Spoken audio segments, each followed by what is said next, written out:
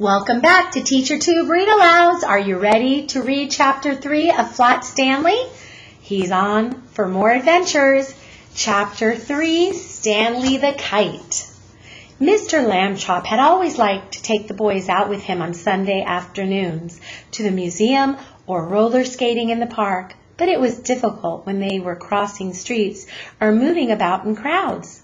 Stanley and Arthur would often be jostled from his side, and Mr. Lambchop worried about speeding taxis or that hurrying people might accidentally knock them down.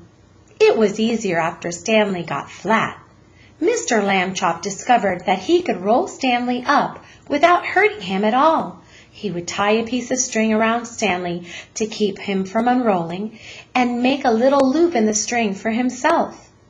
It was as simple as carrying a parcel, and he could hold on to Arthur with the other hand. Stanley did not mind being carried because he had never much liked to walk.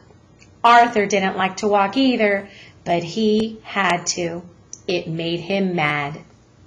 One Sunday afternoon in the street, they met Ralph Jones, an old college friend of Mr. Lambchop's. "Well, George, I see you have brought some wallpaper," Mr. Jones said. "Going to decorate your house, I suppose?" "Wallpaper?" said Mr. Lambchop. "Oh, no, this is my son Stanley." He undid the string, and Stanley unrolled. "How do you do?" Stanley said. "Nice to meet you, young feller," the man said.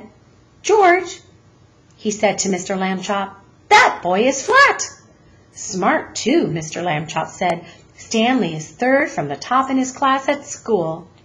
"Phooey," said Arthur. "This is my younger son, Arthur," Mr. Lambchop said, "and he will apologize for his rudeness." Arthur could only blush and apologize. Mr. Lambchop rolled Stanley up again, and they set out for home.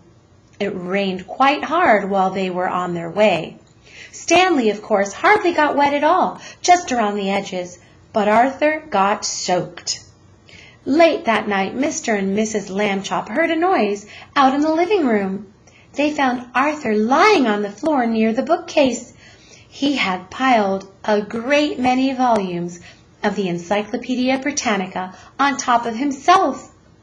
"Put some more on me," Arthur said when he saw them. "Don't just stand there. Help me." Mr. and Mrs. Lambchop sent him back to bed, but the next morning they spoke to Stanley. "Arthur can't help being jealous," they said. "Be nice to him. You're his big brother after all." The next Sunday, Stanley and Arthur went to the park by themselves. The day was sunny, but windy too, and many older boys were flying beautiful, enormous kites with long tails made in all the colors of the rainbow. Arthur sighed. "Someday," he said, "I will have a big kite, and I will win a kite flying contest and be famous like everyone else.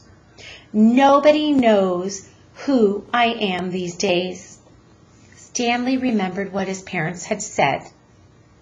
He went to a boy whose kite was broken and borrowed a large spool of string.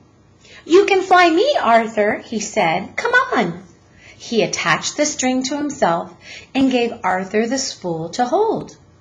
He ran lightly across the grass, sideways to get up speed, and then he turned to meet the breeze. Up, up, up, up went Stanley, being a kite. He knew just how to manage on the gusts of wind. He faced full into the wind if he wanted to rise, and let it take him from behind when he wanted speed.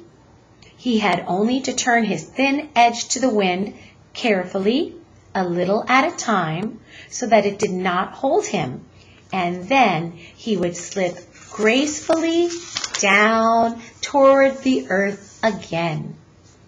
Arthur let out all the string, and Stanley soared high above the trees, a beautiful sight in his red shirt and blue trousers against the pale blue sky. Everyone in the park stood still to watch. Stanley swooped right and then left in long matched swoops. He held his arms by his sides and zoomed at the ground like a rocket and curved up again toward the sun. He side-slipped and circled and made figure eights and crosses and a star. Nobody has ever flown the way Stanley Lamb-Chop flew that day. Probably no one ever will again. After a while, of course, people grew tired of watching, and Arthur grew tired of running about with the empty spool. Stanley went right on, though, showing off. 3 boys came up to Arthur and invited him to join them for a hot dog and some soda pop. Arthur left the spool wedged in the fork of a tree. He did not notice while he was eating the hot dog that the wind was blowing the string and tangled it about the tree. The string got shorter and shorter, but Stanley did not realize how low he was until leaves brushed his feet, and then it was too late. He got stuck in the branches. 15 minutes passed before Arthur and the other boys heard his cries and climbed up to set him free. Stanley would not speak to his brother that evening, and at bedtime, even though Arthur had apologized, he was still cross. Alone with Mr. Lamb-Chop in the living room, Mrs. Lamb-Chop sighed and shook her head. "You're at the office all day having fun," she said. "You don't realize what I go through with the boys. They're very difficult." "Kids are like that," Mr. Lamb-Chop said. "Phases. Be patient, dear."